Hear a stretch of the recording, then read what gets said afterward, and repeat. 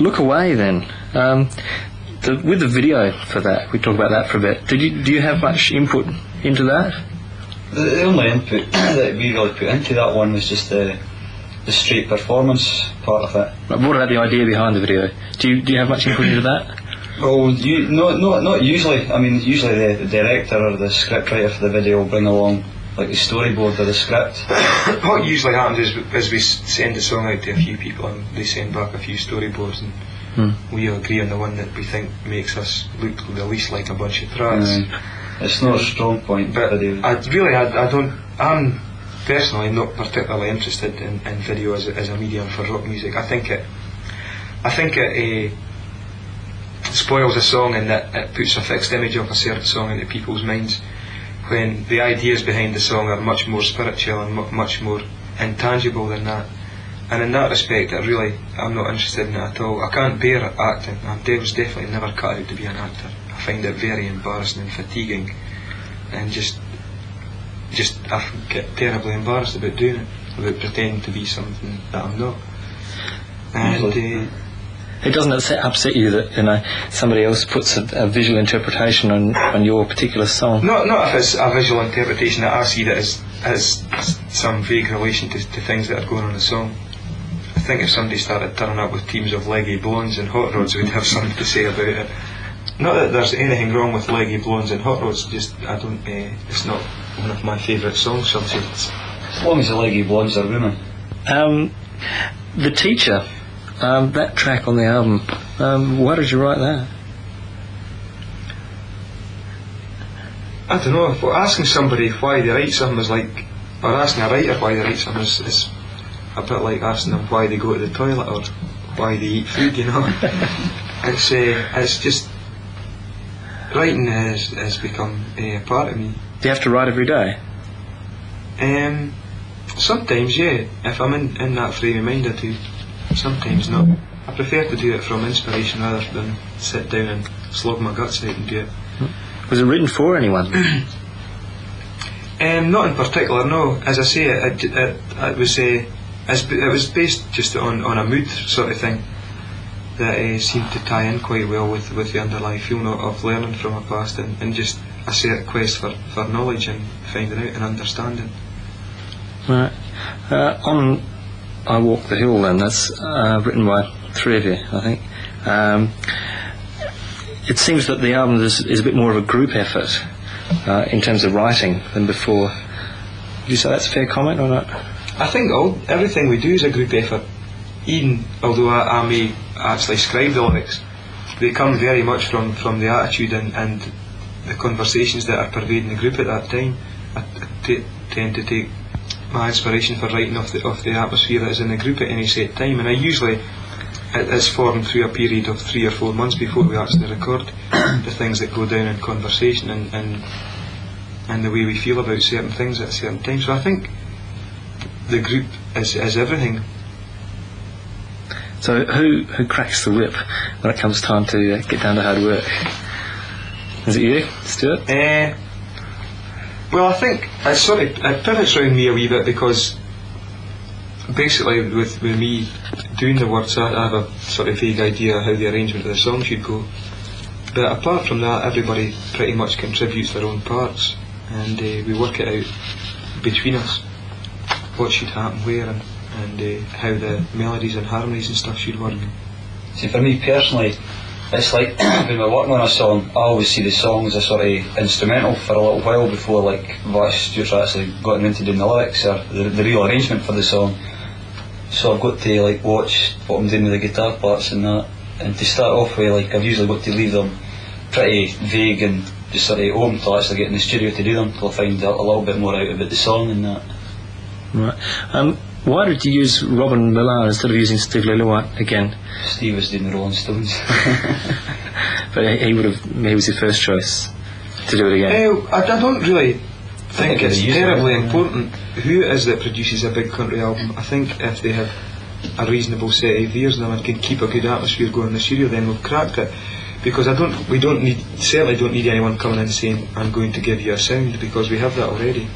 No matter what we do, it's always readily identifiable as being big country.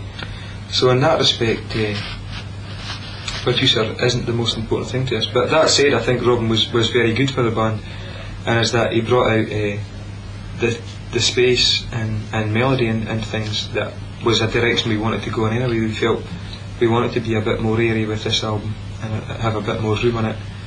And it was very good to work with. I enjoyed working with him immensely. I think he's a great man. Right. Song One Great Thing sounds pretty optimistic. Are you sort of optimistic people most of the time? Usually I am, I'm quite optimistic. Well, I'm everything and nothing at the same time. I tend to fluctuate a bit actually. I go from being really up to being really pissed off, but even in the course of the same day. The best thing for me is that I feel incredibly lucky that I have been given the chance to express myself through music, and that I'm able to make it my career. I mean, I would do it even though I was working at a day job anyway. I would do it for nothing, but it's nice to be able to do it as my job of work, as well as something that I treat with great respect. Okay, Remembrance Day. Why Remembrance Day as a starting point for a song? I think because it's quite a potent image of learning from things gone past. As I said, that is the underlying feel to the whole thing, and the key that the album revolves around. And as such, it was a very potent phrase to use in the song, and that obviously the whole song just turns around the two words. And I don't know, I don't really like pinning myself down too much about certain songs until maybe this time in 2 years' time, and then I'll tell you exactly what it is. But no, it revolves around the old key stuff. Right. So do you have to live with an album for quite a while before you fully understand it yourselves?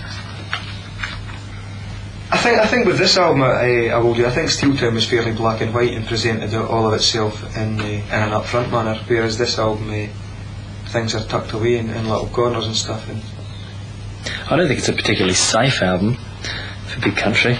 I don't think taking the safe route has ever been something that's ever crossed our mind. I mean, I suppose it would be quite easy for us to go out and do stuff that would be 10 Fields of Fire. Yeah, exactly. That's what I mean. A Big Country pastiche or something like that.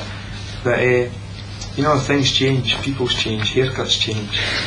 Clothes change. Yeah.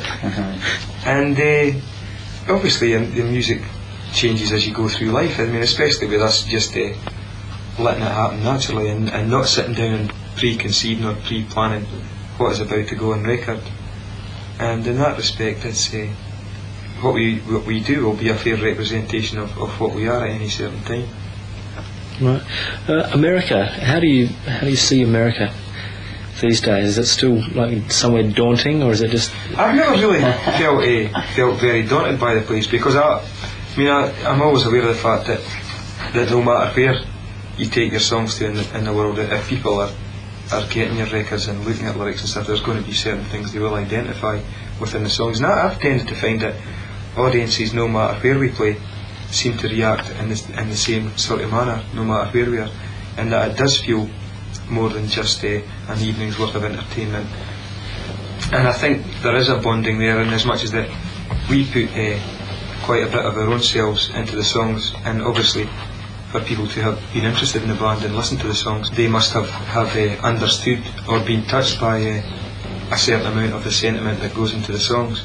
And so obviously there's a bond there between us and people we call CS, even if it's people who are really interested in the band and don't actually own any records. So I find that no matter where you go in the world, you can still make it a very special occasion. Is there anywhere that you'd particularly like to go? I'd like to play behind the Iron Curtain, actually. I find that quite. I'd like to do that. Okay, getting back to the album then, the Red Fox. Listening to the lyrics of that, seems to be almost about an underground resistance fighter. It's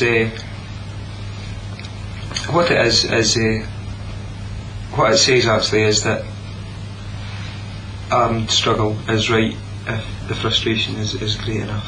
That's what it says basically. Do you think it'll ever come to that in Britain? I don't know. I don't see myself as being any great political forecaster or economist or sociologist or anything like that. I'm just saying that I think in specific circumstances that it can be the right thing to be doing, and it's the only option left open to a lot of people. I think particularly in somewhere like South Africa, all the options are being closed down one by one, and it's going to end up in violence, and it shouldn't have to.